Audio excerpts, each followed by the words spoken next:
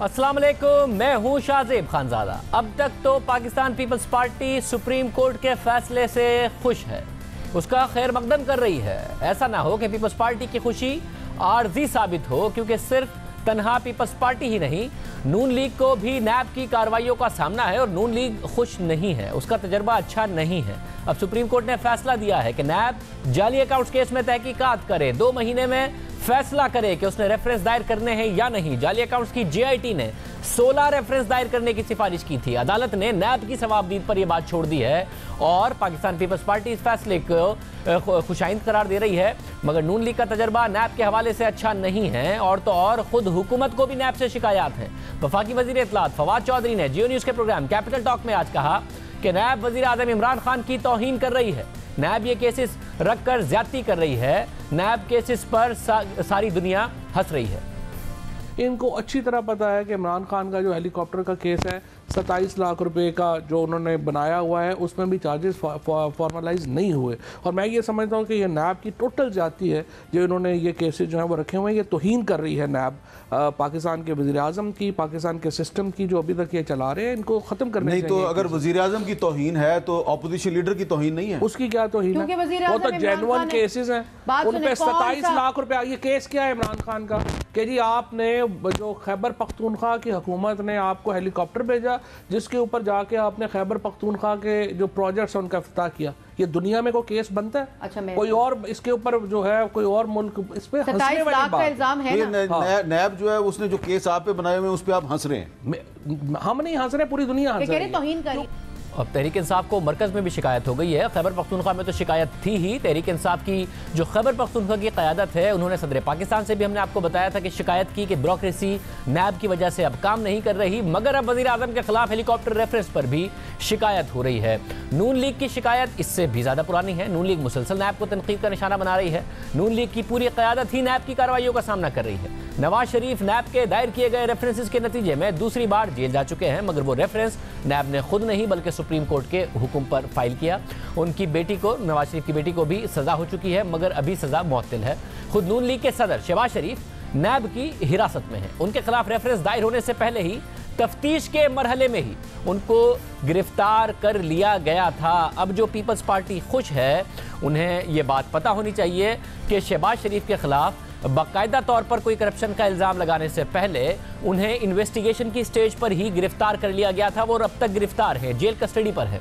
उन्हें 5 अक्टूबर 2018 को साफ पानी केस में बुलाया, आशियाना केस में गिरफ्तार कर लिया और फिर आशियाना स्कीम केस में उबूरी रेफरेंस 22 दिसंबर को जाकर दायर किया गया। अभी ये केस किसी अंजाम तक नहीं पहुंचा है, मगर नैब ने शहबाज शरीफ के खिलाफ आमदनी से जायद असासों की तहकीकात शुरू कर दी है।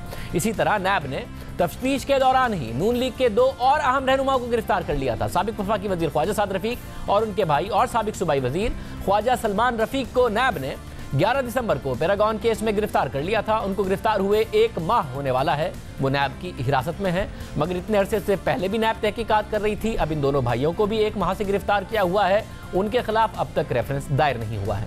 पैरागॉन केस का मामला अभी किसी अंजाम तक नहीं पहुंचा है, मगर नैब ने उनके खिलाफ दीगर मामलात की इंक्वायरी शुरू कर दी है। साथ ही इंक्वायरी के ही मरहले में नैब ने नून लीग के रहनुमा हमजा शहबाज शरीफ का नाम ECL में डाल दिया है।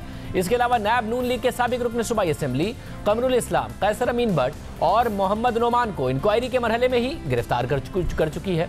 कुछ के खिलाफ दौरान हिरासत ही रेफरेंस दायर कर दिया गया है और कुछ के खिलाफ अब तक तफ्तीश हो रही है। इसी तरह नैब ने फरवरी 2018 में साबिक DG LDA अहद चीमा को गिरफ्तार किया और फिर 4 माह बाद जून 2018 में आशियाना स्कीम में रेफरेंस दायर किया। 4 माह बाद ये केस भी अभी तक मंतकी अंजाम तक नहीं पहुंचा, मगर अक्टूबर 2018 में नैब ने अहद चीमा के खिलाफ आमदनी से जायद असासों का रेफरेंस दायर कर दिया। ये एक मामूल है नैब का, आमदनी से जायद असासों का रेफरेंस दायर कर देना किसी को गिरफ्तार करने के बाद। अब मामला अदालत सुन रही है। इसी तरह नैब ने जुलाई 2018 में आशियाना हाउसिंग स्कीम में साबिक वज़ीर आज़म नवाज शरीफ के प्रिंसिपल सेक्रेटरी फवाद हसन फवाद को गिरफ्तार कर लिया था, मगर फिर बाद में उनके खिलाफ आमदनी से जायद असासों की तहकीकात शुरू कर दी।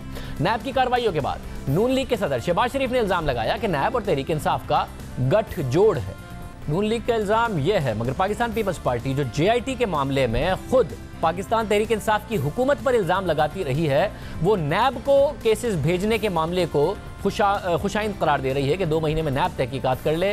नून लीग का इल्ज़ाम है कि नैब उनके खिलाफ यकतरफा कार्रवाइयाँ कर रहा है।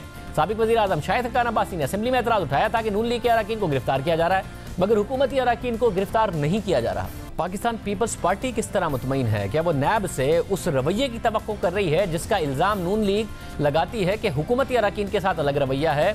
और उनको क्या डर नहीं है पीपल्स पार्टी को कि नून लीग जैसा रवैया हो सकता है? नैब कई हुकूमती अरकान के खिलाफ भी तहकीकात कर रही है, मगर उन केसेस में वो कारकर्दगी नहीं दिखाई दे रही जो अपोजिशन के खिलाफ केसेस में दिखाई देती है।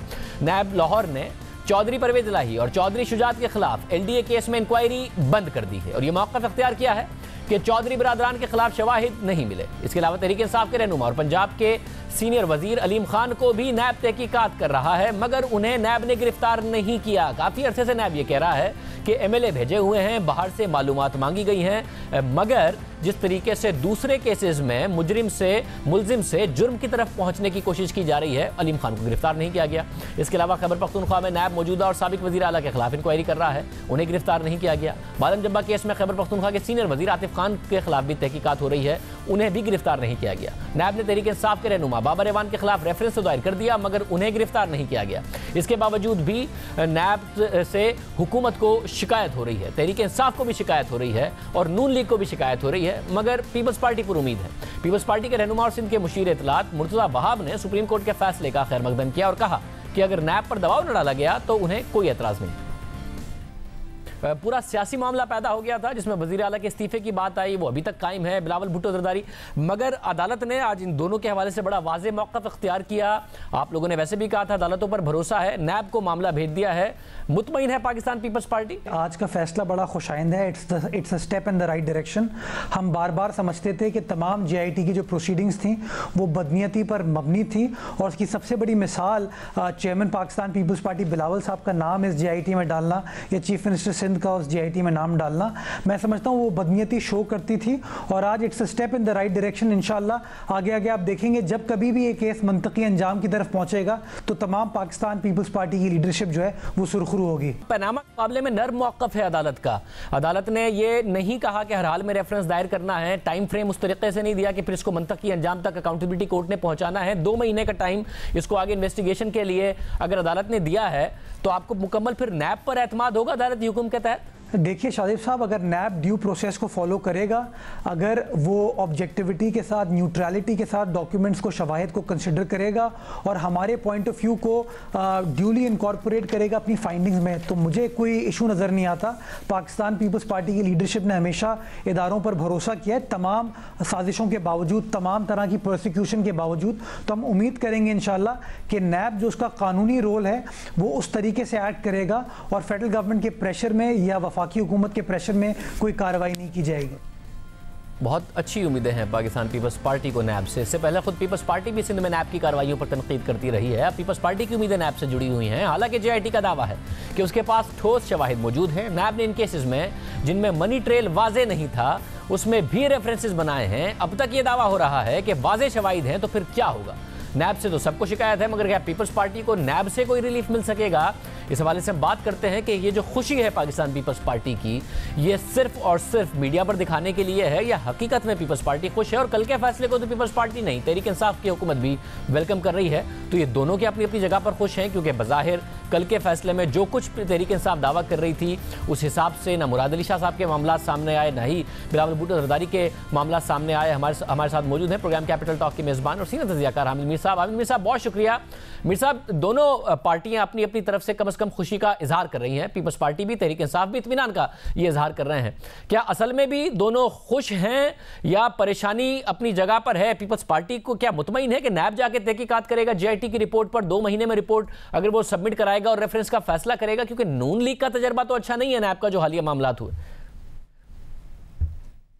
शाहजेब साहब, सवाल आपका बड़ा अहम है, लेकिन जो मेरी इंफॉर्मेशन है, जो मेरी बात हुई है तहरीक इंसाफ के लोगों के साथ भी और पीपल्स पार्टी के लोगों के साथ भी, तो मुअद्दबाना तौर पे मैं ये अर्ज़ करूँगा कि दोनों मुतमिन नहीं हैं। और इसकी वजह यह है कि जो पीपल्स पार्टी के सिर्फ 2 जो रहनुमा हैं बिलावल भुट्टो जरदारी और मुराद अली शाह, उनको रिलीफ मिला है। फारूक नायक साहब तो वकील के तौर पे हैं, उनका भी नाम ECL से निकल गया है, लेकिन बुनियादी तौर पे तो सिर्फ बिलावल साहब का नाम डिलीट किया गया है JIT की रिपोर्ट में से, और मुराद अली शाह साहब का नाम जो है वो ECL से हटाया गया है। लेकिन उसमें जो असल मुल्जिम हैं जिनके खिलाफ बैंकिंग कोर्ट में भी मुकदमा चल रहा है, वो तो आसिफ जरदारी और फरियाल तालपुर हैं। तो मेरी कल यही जो मुल्जमान हैं, इनमें से 2-3 लोगों से बात हुई, तो उनका ये ख्याल है कि चलें बिलावल जो है उनका नाम निकल गया है, लेकिन बाकी लोग जो है उनका नाम है, और उनको ये लगता है कि जो नैब है उसके पास अब जब ये केस जाएगा तो उनका ये ख्याल है कि नैब जो है वहाँ पे ये तवक्को करना कि बहुत इंडिपेंडेंट और साफ़ और शफाफ तहकीक होगी, तो उस पर वो मुतमिन तो मुझे नज़र नहीं आए। और जो तहरीक इंसाफ है उसके रहनुमाओं ने बज़ाहिर मीडिया में यही कहा कि इनको लुडियाँ नहीं डालनी चाहिए, लेकिन वो भी अंदर से जो कल जो रिमार्क्स थे सुप्रीम कोर्ट के, वो उस पर मुतमिन नहीं थे। तो मैं समझता हूँ कि जो दोनों अतराफ़ हैं वो पब्लिकली उनका स्टांस कुछ और है, प्राइवेटली उनका स्टांस कुछ और है। मैंने जो आपके साथ शेयर किया है मैंने वो बात आपके साथ शेयर किया है जो दोनों पार्टियों के कुछ इंतहाई अहम रहनुमाओं ने, जिनके नाम इन मुकदमात में है, उन्होंने प्राइवेटली मेरे साथ शेयर किया। तो मैं समझता हूँ दोनों मुतमिन नहीं है। मतलब बड़ी दिलचस्प बात है, और बात यह है कि JIT ने ज़ाहिर है मेहनत से अगर काम किया है, और अगर करप्शन हुई है तो मामलात को मंतकी अंजाम तक भी पहुंचना चाहिए, आसिफ जरदारी साहब तक, उनके दोस्तों तक, और फरियाल तालपुर साहिबा की हद तक तो बहुत सारे मामलात हैं जिन पर सवाल उठता है, उनके फ्रंटमैन के हवाले से, मुख्तलिफ प्रॉपर्टीज़ के हवाले से, एमनेस्टी स्कीम के हवाले से। मगर क्या खुद JIT ने बिलावल भुट्टो जरदारी और मुराद अली शाह का नाम डालकर, और फिर तहरीक इंसाफ ने ECL में डालकर, क्या JIT को कंट्रोवर्शियल करने की कोशिश की, या JIT के ऊपर सवाल उठा दिया, जिसकी वजह से पीपल्स पार्टी कह रही है कि जैसे ये दो मामलात ठीक नहीं है, इस तरीके से पूरी की पूरी JIT ही गलत है, उस पूरी JIT पर अब उन्होंने सवाल उठाना शुरू कर दिए? इसमें कोई शक नहीं है कि जो JIT की रिपोर्ट अभी सामने ही नहीं आई थी, तो तहरीक इंसाफ के बहुत से जो सीनियर रहनुमा हैं, उन्होंने न सिर्फ ये कि JIT रिपोर्ट के जो मंदरजात हैं उस पर तबसरे शुरू कर दिए, बल्कि कुछ जो मीडिया के TV चैनल्स हैं, कुछ अखबारात हैं, उसमें भी JIT की रिपोर्ट लीक हो गई। तो मैं समझता हूँ कि जिन लोगों ने JIT की रिपोर्ट को कबल अज़ वक्त लीक किया, और फिर तहरीक इंसाफ के जिन रहनुमाओं ने और खुसूसन वुज़रा ने इस पर तबसरे किए, तो उन्होंने वक्त से पहले ही JIT को बहुत ज़्यादा मुतनाज़ा बना दिया था, और उसकी वजह से JIT की क्रेडिबिलिटी जो है वो सुप्रीम कोर्ट में उसके पेश होने से पहले ही ख़राब हो गई थी। बाकी रही सही कसर जो है वो चीफ जस्टिस साहब के रिमार्क से पूरी होगी। लेकिन अगर आप देखें तो उसमें चीफ जस्टिस साहब ने बिलावल भुट्टो जरदारी साहब को और मुराद अली शाह साहब को तो इसमें से निकाल दिया है, लेकिन जो उन्होंने ओमनी ग्रुप के बारे में बात की है, तो उससे ऐसा लगता है कि चीफ जस्टिस साहब को ओमनी ग्रुप के बारे में जो JIT में जो कुछ भी लिखा गया है उसके बारे में उनके ज़्यादा रिजर्वेशंस नहीं हैं, और वो उसको बादियों नज़र में दुरुस्त समझते हैं। ज़ाहिर बात है तहकीकात के बाद ही फैसला होगा, जब नैब में रेफरेंस दायर होगा। तो मैं समझता हूँ कि इसको यकीनन हुकूमत ने और JIT में जो शामिल लोग थे जिन्होंने इसको लीक किया है, उन्होंने इसको मुतनाज़ा बनाया, अपने आप को खुद नुकसान पहुँचाया, उन्होंने अपने पाँव पे खुद कुल्हाड़ी मारी। लेकिन ये इस राय से मैं इत्तेफाक नहीं करता कि अब पूरी की पूरी जो JIT की रिपोर्ट है वो मुतनाज़ा हो गई है, ख़त्म हो गई है, और पीपल्स पार्टी के लिए तमाम खतरात ख़त्म हो गए हैं। मतलब अब क्या नैब की जिम्मेदारी होगी, क्योंकि अगर JIT से ये दो गलतियां हो गई, मगर उसके बावजूद JIT ने बहुत ज़्यादा मेहनत की है, ये मामला आगे बढ़े। नून लीग के केसेस में नैब पर यह इल्ज़ाम लग रहा है कि तहरीक इंसाफ का और नून लीग का गठजोड़ है, और अब तो तहरीक इंसाफ खुद नैब पर तनकीद करना शुरू हो गई है, जो कि आज आपके शो में भी फवाद चौधरी साहब की सूरत में सामने आई। नैब को इस सारे के सारे मामले को जो JIT से और 2 माह में इस तरह ट्रीट करना होगा कि एहतसाब अगर हो तो होता नजर भी आए, ना कि विक्टिमाइजेशन नजर आए, जिसका दूसरी जमातें अब बहुत ज़्यादा तनकीद कर रही हैं नैब पर।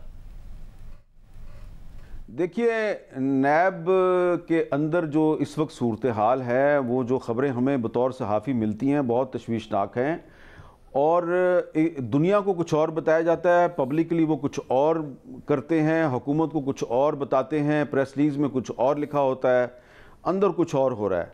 बहुत खौफनाक सूरत हाल है।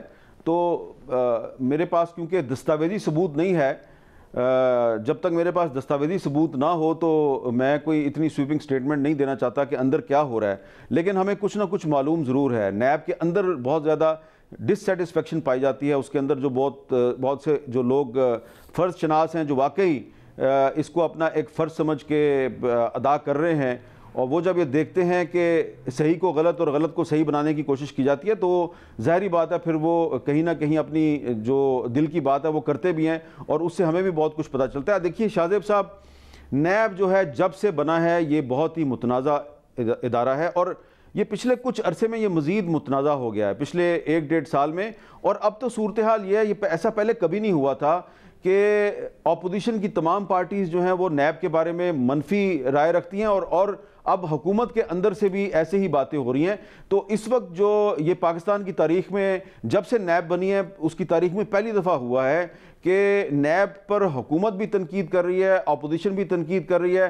पहले हुकूमत की तनकीद जो थी वो बैनो सतूर होती थी या बंद कमरों के अंदर होती थी, अब तो हुकूमत ने खुल्लम खुल्ला नैब पे तनकीद करनी शुरू कर दी है। और नैब के चेयरमैन जो हैं वो सेमिनारों में जाके जो तकरीरें करते हैं वहाँ पे वो डिफेंड करते हैं कि जो नैब का जो 90 दिन का रिमांड का जो कानून है ये बहुत अच्छा है। लेकिन कोई भी जो इस वक्त पॉलिटिकल पार्टी है, ख्वाह हुकूमत में है या अपोजिशन में है, वो नैब से आपको मुतमिन नज़र नहीं आती। तो इस पर जो चेयरमैन नैब हैं उनकी खिदमत में बड़ी मुअद्दबाना अर्ज़ है कि वो सोचें कि क्या वजह है कि उनके दौर में नैब इतनी मुतनाज़ा हो गई है कि हुकूमत भी तनकीद कर रही है, अपोजिशन भी तनकीद कर रही है, और सुप्रीम कोर्ट ऑफ पाकिस्तान के चीफ जस्टिस जो हैं वो चेयरमैन नैब को अपने चैम्बर में बुला के कहते हैं कि ये आपको किसने इख्तियार दिया कि आप लोगों की पगड़ियाँ उछालें।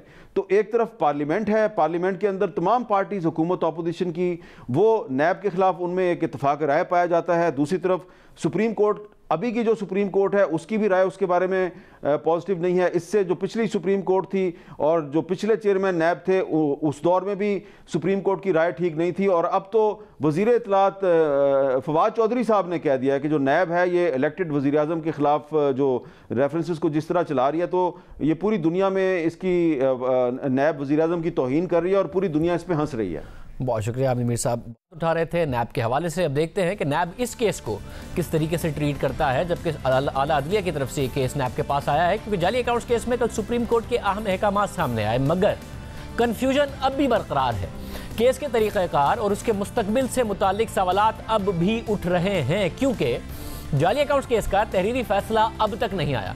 कल सुप्रीम कोर्ट ने इस केस की समाअत के बाद ऑर्डर लिखवाया कि अब इस केस को नैब देखेगा और 2 माह के अंदर रिपोर्ट पेश करेगा। साथ ही सुप्रीम कोर्ट ने रिमार्क्स दिए कि मुराद अली शाह और बिलावल भुट्टो का नाम ECL और GIT रिपोर्ट से निकाल दिया जाए। ये रिमार्क्स मीडिया पर रिपोर्ट हुए, मगर तहरीरी फैसला अब तक जारी नहीं हुआ।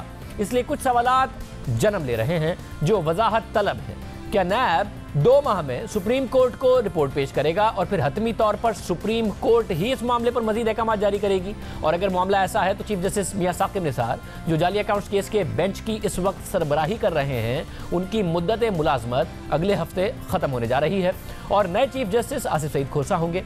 तो क्या आने वाले दिनों में इस केस के लिए एक नया बेंच बनेगा? क्या उसकी सरबराही नए चीफ जस्टिस आसिफ सईद खोसा करेंगे? और अगर ऐसा होता है तो केस की सिमत में क्या तब्दीली आ सकती है? क्योंकि जस्टिस आसिफ सईद खोसा की वाइट कॉलर क्राइम के केसेस के हवाले से बड़ी शोहरत है और वो उस बेंच का भी हिस्सा थे जिन्होंने नवाज शरीफ के खिलाफ पैनामा केस में पहले ही मरहले के अंदर नवाज शरीफ को नाअहल किया था। सवालात सिर्फ यहाँ तक महदूद नहीं, जाली अकाउंट्स केस में बनने वाली GIT का अब क्या मैंडेट होगा, क्योंकि सुप्रीम कोर्ट मामला अब नैब को भिजवा चुकी है। तो अब GIT का किरदार कहां तक महदूद होगा? क्या वो सिर्फ नैब की मुआवनत करेगी या साथ साथ जाली अकाउंट्स केस की तहकीकात भी जारी रखेगी? दूसरी तरफ जाली अकाउंट्स केस का मामला बैंकिंग कोर्ट में भी चल रहा है और सुप्रीम कोर्ट के वाज़े अहकामात थे कि बैंकिंग कोर्ट केस से मुताल्लिक सुप्रीम कोर्ट को आगाह किए बगैर कोई अहकाम जारी नहीं करेगा। तो जो बैंकिंग कोर्ट की कार्रवाई है जिसमें FIA का चलान जमा हो चुका है, अनवर मजीद जिसमें गिरफ्तार है, आसिफ अली जरदारी और फरियाल तालपुर जिसमें जमानत पर है, तो नैब की कार्रवाई के बाद अगर मामला रेफरेंस की तरफ जाता है तो फिर बैंकिंग कोर्ट में चलने वाली कार्रवाई का मुस्तकबिल क्या होगा? ये तमाम मामलात हैं जो सुप्रीम कोर्ट के तहरीरी फैसले के बाद ही वाज़ेह होंगे। गुज़िश्ता रोज़ सुप्रीम कोर्ट ने हुक्म दिया था कि मुराद अली शाह और बिलावल भुट्टो का नाम ECL और GIT रिपोर्ट से निकाला जाए और नैब इन दोनों रहनुमाओं के खिलाफ अगर चाहे तो आज़ादाना तहकीकात कर सकता है, मगर जब GIT रिपोर्ट से उनका नाम निकाला जाएगा तो नैब किस बुनियाद पर उनके खिलाफ तहकीकात करेगा, ये भी वाज़ेह नहीं। ये भी सुप्रीम कोर्ट के तहरीरी तफसीली फैसले के बाद ही वाज़ेह होगा, मगर हुकूमत इससे पहले ही सुप्रीम कोर्ट के अहकामात की तशरीह कर रही है और उनका मानना है कि नैब मुराद अली शाह को तलब करेगा, उनसे सवालात पूछेगा और उनके खिलाफ रेफरेंस दायर करेगा, उन्हें कोई इस्तिस्ना नहीं दिया जाएगा। इन ख्यालात का इजहार कल सुप्रीम कोर्ट की समाअत के बाद वज़ीर आज़म के मामले खुसूसी बराए एहतसाब शहजाद अकबर ने खुद किया। कोर्ट ने यह भी कहा है कि नैब अगर चाहेगी तो उन्हें बुला भी सकती है, यानी कि चीफ मिनिस्टर के तौर पे उन्हें कोई इस्तिस्ना हासिल नहीं है, उनको बुलाया जा सकता है, उनको सवालनामा दिया जाएगा, वो अपना मुद्दा बयान करेंगे। अगर वो अपने रोल को एक्सप्लेन कर पाते हैं और इन्वेस्टिगेटिंग इदारा यानी कि नैब मुतमिन होगा तो दुरुस्त, नहीं होगा तो उनके खिलाफ भी रेफरेंस फाइल किया जाएगा। चीफ मिनिस्टर को इससे कोई इस्तिस्ना हासिल नहीं है। इस वक्त जो बहुत सारे लोग बढ़ चढ़ के इस वक्त दिफा के लिए मौजूद हैं, तमाम बेनिफिशरीज़ हैं, इन तमाम बेनिफिशरीज से भी सवाल किया जाएगा कि ओमनी एविएशन से कैसे वो क्यों कर मुफ्त फ़्लाइट्स पे उसका सफ़र करते थे। ये कुछ मैं नाम आपको बता देता हूँ। ये JD के नेक्स्चर 50 पे लगे हुए हैं, किन किन लोगों ने इन फ़्लाइट्स पे सफ़र किया। कायम अली शाह साहब हैं, मुराद अली शाह हैं, फरियाल तालपुर हैं, शर्जील मेमन हैं, मुस्तफ़ा नवाज़ खोकर साहब हैं, सईद गनी हैं, खुर्शीद शाह हैं, कमर जमान कायरा हैं, फैसल करीम कुड्डी हैं, फारूक एचनाइक हैं, यूसुफ बलोच हैं। इनसे भी सवाल किया जाएगा। नैब को सवाल करना चाहिए कि आप कौन सा बेनिफिट दे रहे थे, मुझे तो कोई बस वाला मुफ्त नहीं बिठाता। अब ये सारी बातें खुद हुकूमती अराकीन की तरफ से की जा रही हैं कि नैब को क्या करना चाहिए, नैब क्या करेगा। दिलचस्प मामला है, सुप्रीम कोर्ट का तहरीरी फैसला अब तक आया नहीं है, मगर तहरीक इंसाफ की हुकूमत उस पर एतमाद नज़र आ रहा है कि नैब तहकीकात भी करेगा, रेफरेंस भी दायर करेगा और एक ऐसे वक्त पर हुकूमत ये बयानिया कायम कर रही है जब नून लीग नैब और हुकूमत की गठजोड़ की बातें कर रही है और खुद पीपल्स पार्टी जाली अकाउंट्स केस में शहजाद अकबर पर इल्ज़ाम लगा रही है कि वो केस पर असरअंदाज होने की कोशिश कर रहे हैं। इसके बावजूद हुकूमत वजाहत तलब मामलात की तशरीह खुद से कर रही है और हुकूमत का मौक़िफ़ है कि जब तक अदालत का तहरीरी हुक्म नहीं मिलेगा, बिलावल भुट्टो और मुराद अली शाह का नाम ECL से निकालने से मुतालिक कोई फैसला नहीं किया जाएगा। ये फैसला भी सुप्रीम कोर्ट के तहरीरी फैसले से जुड़ा हुआ है, यानी इन दो चीज़ों के लिए जो सुप्रीम कोर्ट का तहरीरी फैसला है उसके लिए हुकूमत इंतज़ार कर रही है, मगर बाकी बातों पर पूरी कमेंट्री कर रही है। हालांकि सुप्रीम कोर्ट की तरफ से इन दोनों का नाम निकालने के लिए कहा गया, मगर तफसीली फैसले का इंतजार हो रहा है। कल GIT के हवाले से सुप्रीम कोर्ट का फैसला आया, नून लीग इस पर खामोश है। जो कानूनी माहिरीन हैं वो कह रहे हैं कि पनामा का जो जजमेंट था उसके मुकाबले में जाली अकाउंट्स केस की GIT का जजमेंट एक बेहतर जजमेंट है, जिसमें किसी दूसरे इदारे यानी नैब को अदालत ने ज़बरदस्ती नहीं कहा रेफरेंस फाइल करने के लिए, बल्कि कहा है कि वो अपनी खुद तहकीकात करे। कोई डेडलाइन इस तरीके से नहीं दी गई कि रेफरेंस कितने अरसे में मुकम्मल करना है, 2 माह का टाइम दिया गया है इन्वेस्टिगेशन करने के लिए। पीपल्स पार्टी वेलकम कर रही है, तहरीक इंसाफ को लगता है दुरुस्त फैसला है, नून लीग खामोश है और इस हवाले से कोई बात नहीं कर रही है। क्या जो पीपल्स पार्टी के साथ नून लीग की कुर्बत है और मिलकर सियासत करनी है तहरीक इंसाफ के खिलाफ, उसकी वजह से नून लीग खामोश है? क्योंकि जब ये गिला होता है नून लीग का कि नून लीग के साथ बर्ताव अलग है और तहरीक इंसाफ के साथ अलग है, तो उसको बारहा इस असेंबली के फ्लोर पर भी और टॉक शोज़ में भी जाकर और तकरीरों में और प्रेस कॉन्फ्रेंस में भी जाके बात करती है। पीपल्स पार्टी के मामले में ये बात नहीं है, तो क्या वेलकम कर रही है नून लीग इस फैसले को? एहसन इकबाल साहब हमारे साथ मौजूद हैं, सीनियर रहनुमा नून लीग। बहुत शुक्रिया एहसन इकबाल साहब। खामोशी है नून लीग की तरफ से, क्या वेलकम कर रहे हैं आप कि बिलावल भुट्टो जरदारी का नाम ECL से और GIT से निकलवा दिया कि वो उनका क्या कसूर है इस सारे के सारे मामले में? अगर वो डायरेक्टर हैं भी और शेयर्स 25% उनके हैं भी, साथ में नैब को पाबंद नहीं किया, ना कोई मॉनिटरिंग जज है, ना कोई 6 माह की मुद्दत है और ना GIT की तारीफें हैं, कुछ ऐसा नहीं किया, तो नून लीग वैसे तहरीक इंसाफ के मामले में तो कहती है हमारे साथ ऐसा हो रहा है, उनके साथ नहीं हो रहा, पीपल्स पार्टी के मामले में नहीं कह रही, तो खुश हैं आपके? अच्छा फैसला है, इंप्रूवमेंट है? शुक्रिया शाजिब। देखिए, जैसा कि आप जानते हैं कि ये मामलात बड़े नाजुक हैं और मैंने तो कंटेम्प्ट ऑफ कोर्ट की एक प्रोसीडिंग से बड़ा क्लोज कॉल से बचा भी हूँ और मेरे ऊपर अब 2 और केसेस फाइल किए जा चुके हैं कि ये अदालतों पे उन केसेस के बकौल तबसरे करते हैं। तो जान की अमान पाते हुए मैं ये अर्ज़ करूँगा कि हम अदलिया का बड़ा एहतराम करते हैं, अदलिया के तमाम फ़ैसलों पे अमल करते हैं। अलबत्ता अदलिया के फ़ैसलों पर ओपिनियन रखना हमारा आइनी और कानूनी हक़ है। उस हवाले से हम अदलिया की पासदारी करते हुए अपनी राय देने की कोशिश करते हैं। जैसा कि आपने देखा कि पीपल्स पार्टी के और अभी जो हालिया GIT के ऊपर जरदारी साहब और बिलावल भुट्टो साहब के केस में फ़ैसला आया सुप्रीम कोर्ट का, कई कानूनी माहिरीन ने कहा कि ये एक बेहतर फ़ैसला है और मैं इसको यूं समझता हूं कि ये एक ज़्यादा नॉर्मल रेंज के करीब तर है। जो प्रोसेस ऑफ लॉ है उसके ज़्यादा मुताबिकत यूं रखता है कि JIT कोई आसमानी सहीफ़ा नहीं है, ये दुरुस्त कहा गया है।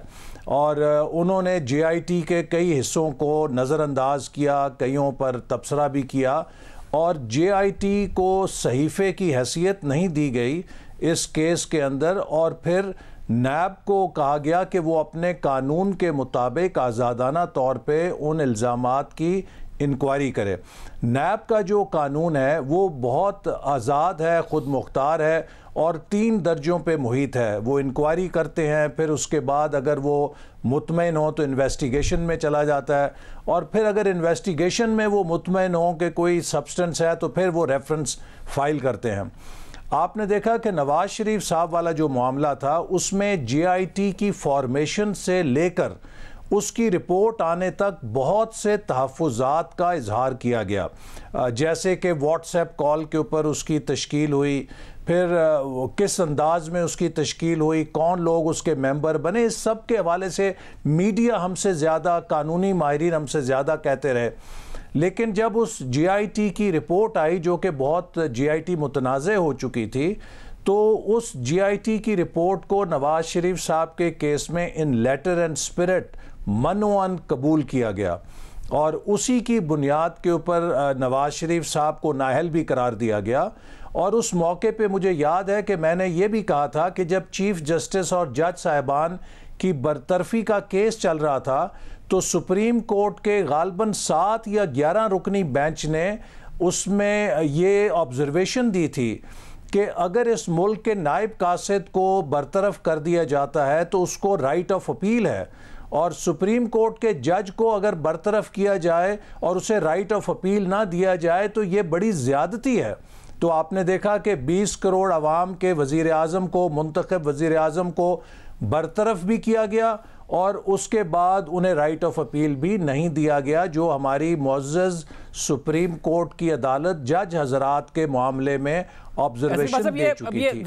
ये अहम बात है कि आप खुद कह रहे हैं कि कानून के मुताबिक एक कानून के करीब तर ये फैसला लगता है। कानूनी माहिरीन भी कल हमारे साथ प्रोग्राम में मौजूद थे, उन्होंने भी कहा कि पनामा के मुकाबले में, और ये बात वाज़ेह हो कि पनामा का जो जजमेंट था उसमें चीफ जस्टिस नहीं थे उस बेंच में, इसमें हैं और ये फैसला उनकी तरफ से आया है। मगर अब अगर नैब के सामने मामला जाता है और नैब जो आपके साथ आपका गिला है कि बर्ताव है वो नहीं करता, पीपल्स पार्टी के साथ नहीं करता उनकी इस तरीके से गिरफ्तारियां, एसिड बियॉन्ड मींस के केस नहीं बनाता बल्कि स्पेसिफिक रहता है, तो फिर आपका जो बयानिया है कि तहरीक इंसाफ के कहने पर आपके साथ ज्यादती हो रही है उसमें से दम निकल जाएगा। आप चाहते तो हैं पीपल्स पार्टी के साथ मिलकर ऑपोजिशन करना, मगर कैसे साथ खड़े होंगे और आपके बयानिए में दम नहीं रहेगा कि सिर्फ तहरीक इंसाफ के साथ एक बेहतर सलूक है क्योंकि पीपल्स पार्टी के साथ अगर वो सलूक होता है।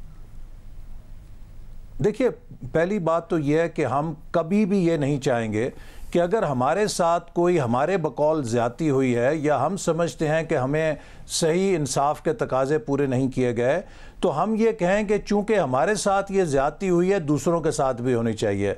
हम तो चाहते हैं कि अलीम खान को भी गिरफ्तार करो, आतिफ खान को भी गिरफ्तार करो, दूसरों को भी गिरफ्तार करो। हालांकि मालम जब्बा केस एक कमज़ोर केस है, इतना मजबूत केस नहीं है अगर देखा जाए, क्योंकि करप्शन का कोई इल्ज़ाम नहीं है, जैसा कि शहबाज शरीफ साहब पर भी कोई करप्शन का इल्ज़ाम नैब ने नहीं लगाया। मगर देखिए, आपके मुतालबे तो यही है, ये सारे लोग शाहजेब, ये सारे लोग जिनका आप नाम ले रहे हैं, खुशकिस्मती से इनमें से किसी का ताल्लुक नून लीग से नहीं है। इस वक्त आप देखिए कि हमारे लोगों को, शहबाज शरीफ साहब को, ख्वाजा साद रफ़ीक साहब को ड्यूरिंग इंक्वायरी गिरफ्तार कर लिया गया।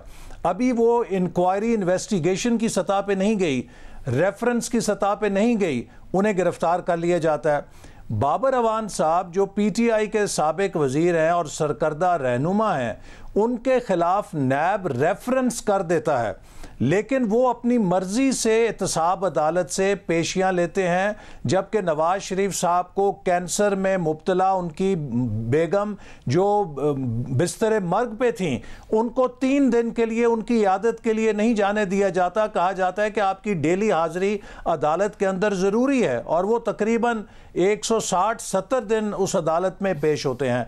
तो हम तो समझते हैं कि हमारे साथ भी इंसाफ हो रहा है, दूसरों के साथ भी इंसाफ हो रहा है। साहब का मामला है वो फैसला तारीख करेगी। एक इंतहाई दिलचस्प मामला है जो कुछ बाबर रहमान साहब के केस में जिस तरीके से नैब का जो बर्ताव है, या फिर अलीम खान साहब का मामला है, और जाहिर है वो आपको आपके बयानिए को और आपकी जो बात करते तनकीद है उसको वजन दे देता है। मगर अगर पीपल्स पार्टी के साथ वो सलूक नहीं होता जो आपके साथ हो रहा है, तो पीपल्स पार्टी तो अभी भी मुतमईन है और वो नैब से अच्छे की तवक्को किए हुए है, और आप कह रहे हैं कि आप नहीं चाहते अगर आपके साथ बुरा हो रहा है तो वो किसी और के साथ भी हो, ये अच्छी बात है। मगर आपके बयानी में दम नहीं रह जाएगा कि हुकूमत के कहने पर आपके साथ हो रहा है, क्योंकि फिर हुकूमत तो यही कहती है ना, नैब जो करता है वो खुद करता है। नैब आपके साथ रवैया जो भी रखे, पीपल्स पार्टी के साथ रखे, तहरीक इंसाफ के साथ रखे, हुकूमत की ईमा पर हो रहा है, ये बयानी आपका कैसे उसमें दम रह जाएगा?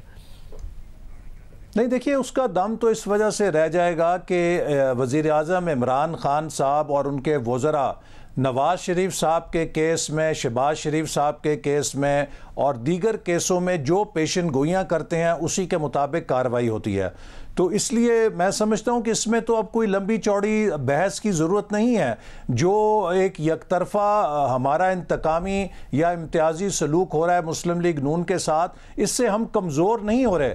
लोगों की नज़र में इस पूरे अमल की शफाफियत जो है वो बिल्कुल खाक में मिल चुकी है, और लोग समझते हैं कि इस वक्त PMLN को निशाना बनाया जा रहा है, और इससे लोगों में कमज़ोरी नहीं आ रही, लोगों के मौक़िफ़ में मजबूती आ रही है।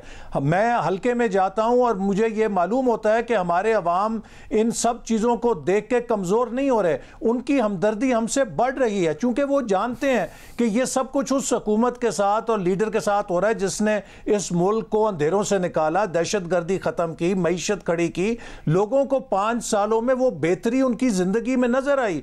ये क्या नवाज शरीफ और मुस्लिम लीग नून का जुर्म था कि इस मुल्क को पैरों के ऊपर खड़ा कर दिया? इस मुल्क के साहब मौजूद थे। अपना इस हवाले से नून लीग तनकीद नहीं कर रही है कि किस तरीके से फ़र्क रखा गया पनामा के जजमेंट में। वो ज़रूर कह रहे हैं कि फ़र्क है, मगर इसको एक बेहतरी ख्याल कर रहे हैं, जैसे कि कानूनी माहिरीन कह रहे हैं। 2 साल पहले पनामा पेपर्स सामने आए जिसने मुल्क की सियासत में हलचल मचा दी।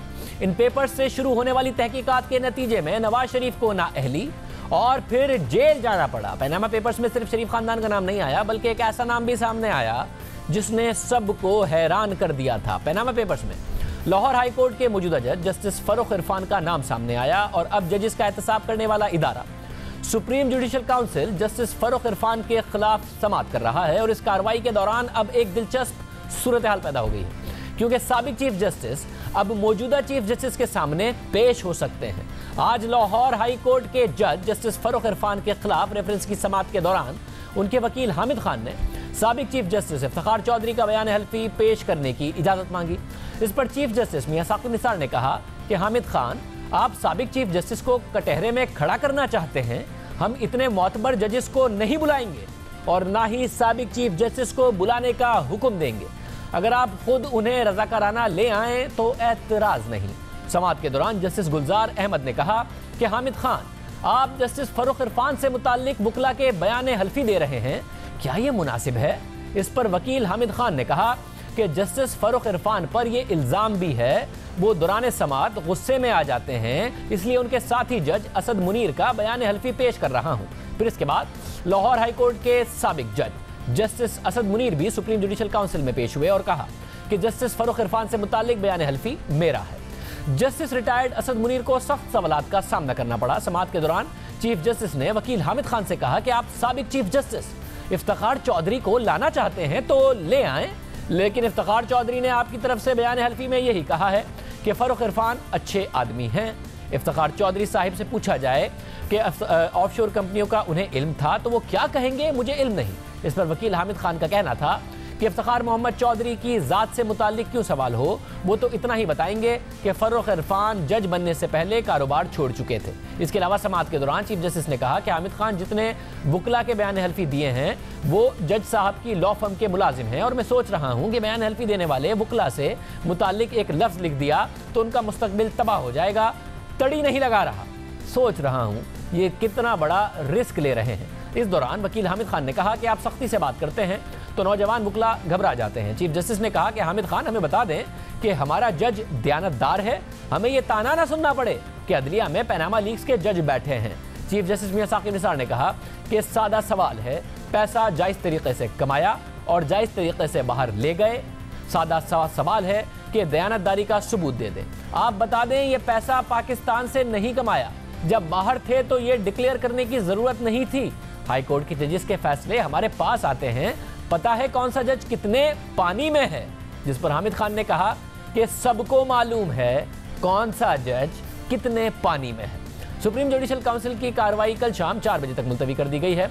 ये बहुत आम केस है जिसमें एक जज को खुद को लगने वाले इल्जामात का जवाब देना है, खुद पर लगने वाले, और उसकी गवाही के लिए एक और जज पेश हो रहा है। साबिक चीफ जस्टिस इफ्तिखार चौधरी के कल सुप्रीम जुडिशल काउंसिल के सामने पेश होने का इम्कान है। चीफ जस्टिस का पूरा दौर बहुत फाल गुजरा है, उन्हें जुडिशल एक्टिविज्म के हवाले से जाना जाता है और कल उनके सामने जस्टिस इफ्तिखार चौधरी पेश हो सकते हैं जो खुद भी जुडिशल एक्टिविज्म के हवाले से जाने जाते हैं, बल्कि ये माना जाता है कि उन्हीं के दौर में ये शुरू हुआ। इस हवाले से मजीद क्या मालूमात हैं, बात करते हैं नुमाइंदा खुसूसी जियो न्यूज़ अब्दुल क़य्यूम सिद्दीकी से। क़य्यूम सिद्दीकी साहब बहुत शुक्रिया।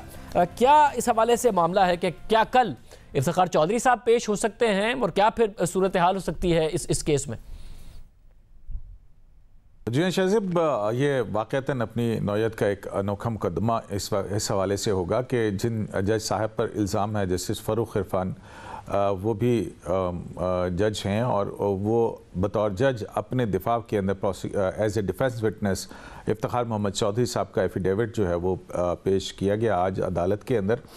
और इस हवाले से जो बात ये है कि वो उन पर एक इल्ज़ाम ये भी था कि वो जस्टिस फ़ारूक जो हैं उन पर जो इल्ज़ामात हैं कि टैक्स डिवीजन के ऑफशोर कंपनी के अपनी लॉ फर्म के साथ मुंसलिक रहने के, तो इस हवाले से जो है वो जस्टिस इफ्तिखार मोहम्मद चौधरी जो कि साबिक चीफ जस्टिस पाकिस्तान हैं, क्योंकि 2010 में जब इनको जस्टिस फ़ारूक इरफान जज बनाए गए थे तो उन्हीं के दौर के अंदर उनको जज बनाया गया था।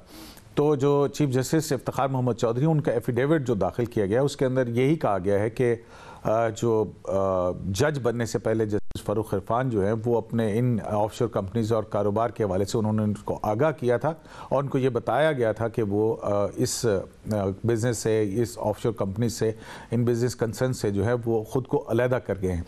तो ये वो है जो अगर उसका मफ़हूम लुब्बे लुबाब जो है वो ये है। तो इस हवाले से अदालत का जो है वो ये कहना था चीफ जस्टिस पाकिस्तान का कि हम नहीं चाहते कि मोतबर चीफ जस्टिस साहबान जो हैं वो उनको यहाँ पर पेश किया जाए, उन पर उनके बयान के ऊपर जरा हो। तो हम अदालत तो ये नहीं उनको बुलाएगी, लेकिन अगर फ़ारूक इरफान के वकला जो हैं जस्टिस फ़ारूक इरफान के, अगर वो रज़ा कराना तौर पर उनको लाना चाहते हैं तो फिर वो ये बात मद्देनज़र रखेंगे, फिर उनको उनके ऊपर जरा भी होगी और हो सकता है कि उनकी ज़ात के हवाले से भी प्रोसिक्यूशन सवालात करे। तो इस पर जो है वो हामिद खान जो हैं उनका ये कहना था कि उनकी ज़ात के हवाले से क्यों सवालात होंगे। उन्होंने तो सिर्फ ये इतना ही बताना है कि ये जज बनने से पहले ऑफशोर कंपनीज़ या जो भी कारोबारी कंसर्न्स हैं उनसे वो अलहदा हो गए थे। बहरहाल अदालत ने तो कहा उनसे कि वो नहीं चाहते कि जज साहबान जो हैं वो यहाँ पर अदालत के अंदर आए, लेकिन जो डिफेंस विटनेस हैं वो डिफेंस है उनका कहना था कि वो चाहते हैं कि इफ्तिखार मोहम्मद चौधरी आएँ और वो यहाँ पेश होंगे। तो अब कल की जो है वो समात रखी गई है, उसमें देखना यह है कि आया इफ्तिखार मोहम्मद चौधरी आते हैं या नहीं आते हैं। आते हैं तो गवाही देंगे और फिर उसके बाद जो भी प्रोसीजर है, क्योंकि ये एक ट्रायल की इस वक्त सूरत हाल है जहाँ पे गवाह और उसके ऊपर जो बयान हल्फी है उसके हवाले से जरा भी होगी। तो आपके ज़राए क्या इफ्तिखार चौधरी पेश होने का इरादा रखते हैं? देखें इस हवाले से क्योंकि बयान हल्फी की जो प्रोसीजर है उसके मुताबिक तो वो एक्सेप्ट उसी वक्त होगा कि जब वो ख़ुद पेश हों और उस हवाले से वो अपना बयान दें और उसके ऊपर जरा हो। क्योंकि आज भी तकरीबन 12 विटनेसेस जो हैं वो पेश किए गए डिफेंस की तरफ से, और उनमें एक साबिक जज थे लाहौर हाई कोर्ट के जस्टिस असद मुनीर, वो भी आए, उन्होंने अपना एफिडेविट दिया और एफिडेविट के बाद उनसे बेंच की तरफ से भी सवाल पूछे गए और प्रोसिक्यूशन जो additional attorney general Azizur Rahman हैं उनकी तरफ से, इस्तग़ासा की तरफ से भी उनके ऊपर सवालात जो हैं वो पूछे गए। बहुत शुक्रिया। क़यूम सिद्दीकी इस हवाले से तफसीलात दे रहे थे। कल बड़ा अहम दिन होगा, दिलचस्प सूरत हाल होगी। इफ्तिखार चौधरी साहब देखते हैं कि इस हवाले से क्या फ़ैसला करते हैं। प्रोग्राम के आखिर में जिक्र हो जाए, हुकूमत में आने से पहले भी और हुकूमत में आने के बाद भी तहरीक इंसाफ कहती थी कि GDP ग्रोथ का जो नंबर है वो अहम नहीं है। हमने भी अपने प्रोग्राम में बुलाकर ये बारहा उनसे कहा कि मुल्क में मुलाजमत देने के लिए और मुल्क की मईशत को एक कंसिस्टेंट तरक्की के पाथ पर डालने के लिए अगर चाइना की मिसाल देखें, जिसकी आप मिसाल देते हैं, इंडिया की मिसाल देखें, तो कंसिस्टेंटली 7% से ज़्यादा के ग्रोथ के नंबर बड़े अहम हैं। मगर तहरीक इंसाफ का ये दावा रहा कि हम 1 करोड़ नौकरियां देंगे, इसके अलावा 50 लाख घर बनाएंगे। GDP ग्रोथ हमारे लिए अहम नहीं है, क्योंकि हमारे उनका जो मॉडल था उसमें इसी तरीके से वो रोजगार देने का इरादा रखते थे। मगर अब तहरीक इंसाफ का दावा है कि GDP ग्रोथ 2023 तक, यानी कि उनकी हुकूमत के आखिरी साल में 7% हो जाएगी। फाइनली पाकिस्तान तहरीक इंसाफ की हुकूमत का फोकस GDP ग्रोथ के नंबर पर आया है। नून लीग जब ये कहती थी कि हमने GDP ग्रोथ के नंबर्स बेहतर किए, उसे 5% की सतह से ऊपर लेके आए हैं, मजीद आगे लेके जाएंगे, तो तहरीक इंसाफ उस वक्त कहती थी कि GDP ग्रोथ के नंबर अहम नहीं है, हम 1 करोड़ नौकरियां देंगे, 50 लाख घर बनाएंगे। अब तहरीक इंसाफ की हुकूमत भी दावा कर रही है कि GDP ग्रोथ को हम अब अगर नीचे आई है तो उसको बेहतर करेंगे। मगर आलमी रेटिंग एजेंसी फिच के ज़ेली इदारे फिच सॉल्यूशंस ने पाकिस्तानी मईशत पर गुज़िश्ता रोज़ एक रिपोर्ट जारी की है। रिपोर्ट बता रही है कि मुल्क के मुआशी इशारे ठीक नहीं है। रिपोर्ट में कहा गया है कि आलमी तिजारत में सुस्त रवी होने का इम्कान है, जिससे पाकिस्तानी बरामदात मजीद कम होंगी। शरह सूद में इजाफे और तेल की कीमतों में कमी से महंगाई को काबू में रखने में मदद मिलेगी।